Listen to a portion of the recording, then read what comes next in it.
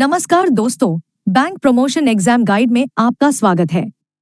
आज हम आरबीआई के उद्गम पोर्टल यानी अनक्लेम्ड डिपॉजिट्स को खोजने वाले पोर्टल से जुड़े कुछ जरूरी कॉन्सेप्ट्स को समझेंगे। तो चलिए शुरू करते हैं।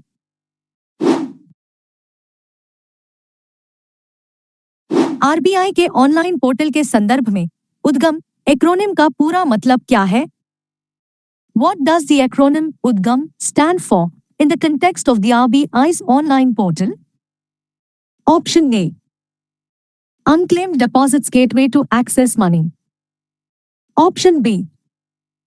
Unified Deposits Gateway to Access Management. Option C. Unclaimed Deposits Gateway to Access Information. Option D. Underwritten Deposits Gateway to Asset Management.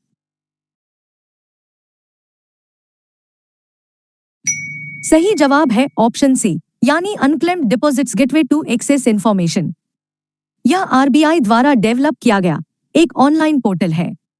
मान लीजिए आपके किसी पुराने खाते में पैसा है जिसे आपने कई सालों से इस्तेमाल नहीं किया है। आप इस उद्गम पोर्टल का इस्तेमाल करके यह पता लगा सकते हैं कि वह पैसा कहाँ है। अगला सवाल उद्गम पोर्टल पर मौजूद डिपॉजिट्स के वैल्यू से जुड़ा है।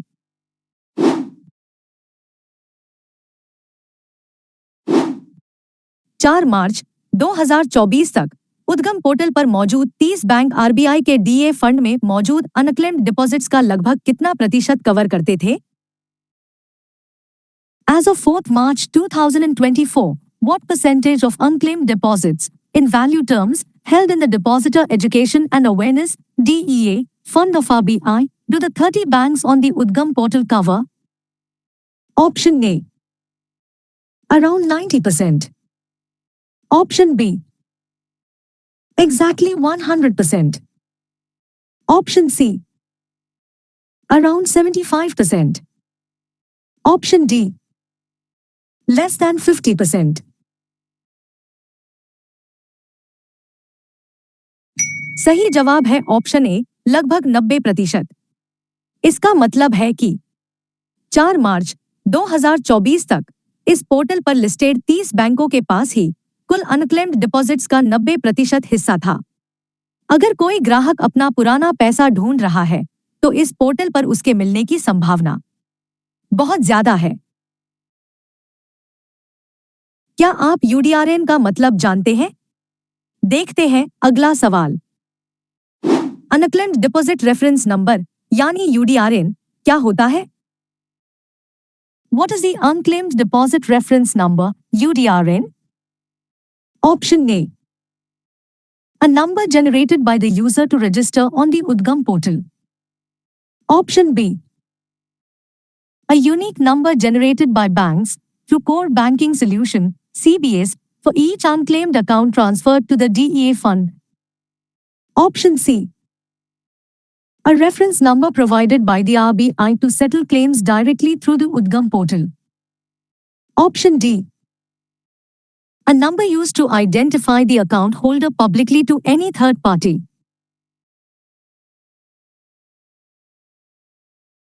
सही जवाब है ऑप्शन बी।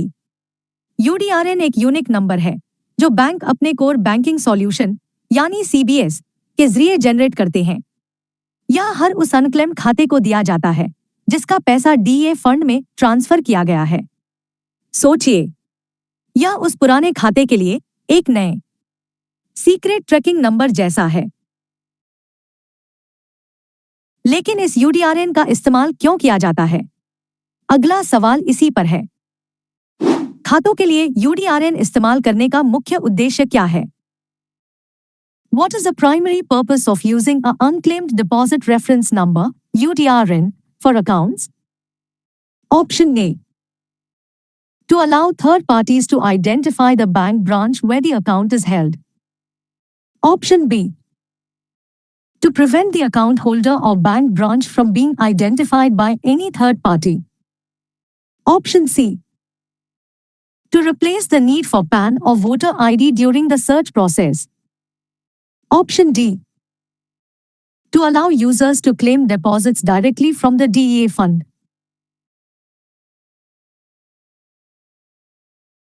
सही जवाब है ऑप्शन बी। यूडीआरएन का मुख्य मकसद यह पक्का करना है कि कोई भी तीसरा पक्ष यानी थर्ड पार्टी खाताधारक या बैंक ब्रांच की पहचान न कर सके। मान लीजिए आप पोर्टल पर सर्च कर रहे हैं तो यह नंबर आपकी प्राइवेसी बनाए रखता है। यह बैंकों को क्लेम सेटल करने में भी मदद करता है। उद्गम पोर्टल की फंक्शनैलिटी के बारे में आपका क्या ख्याल है? अगला सवाल देखते हैं। उद्गम पोर्टल की फंक्शनैलिटी के बारे में इनमें से कौन से स्टेटमेंट्स सही हैं? Which of the following statements are correct regarding the Udgam portal's functionality? 1. The Udgam portal allows users to search for unclaimed deposits across multiple banks in one place. 2. Users must contact the respective bank, not the RBI or the portal, to claim any identified unclaimed deposits. 3. The portal's functionality is limited to facilitating the search and providing information on the claim process. 4. Users can settle and claim their unclaimed deposits directly through the Udgam portal. Option A. 1 and 4 only. Option B. 2 and 3 only. Option C. 1, 2 and 3 only. Option D. All of the above. सही जवाब है option सी। Portal पर आप कई बैंकों में एक साथ खोज सकते हैं। यह स्टेटमेंट एक सही है। क्लेम के लिए आपको सीधे बैंक से संपर्क करना होगा। यह स्टेटमेंट 2 भी सही है। पोर्टल का काम सिर्फ खोजना और जानकारी देना है। यह स्टेटमेंट 3 भी सही है।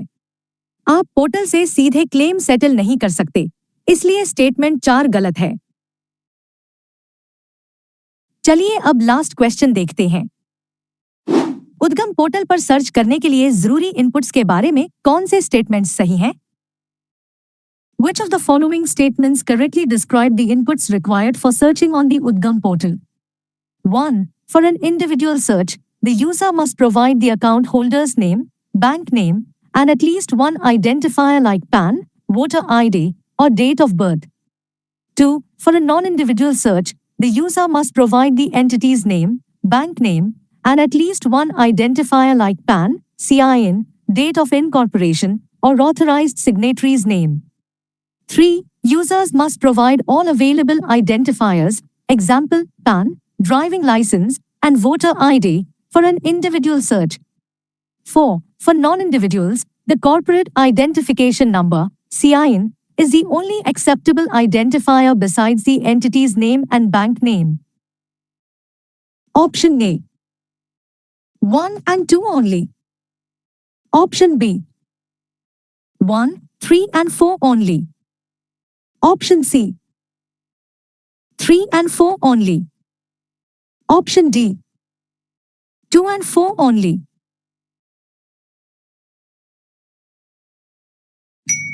सही जवाब है ऑप्शन ए, यानी स्टेटमेंट 1 और 2 सही हैं।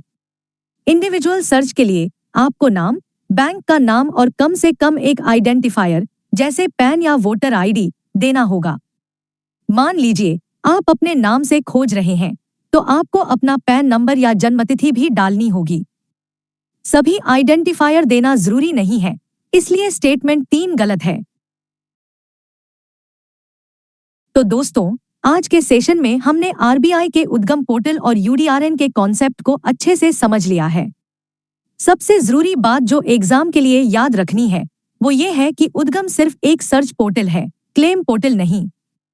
क्लेम के लिए बैंक से ही संपर्क करना होगा। मिलते हैं अगले वीडियो में कुछ और जरूरी कॉन्सेप्ट्स के साथ।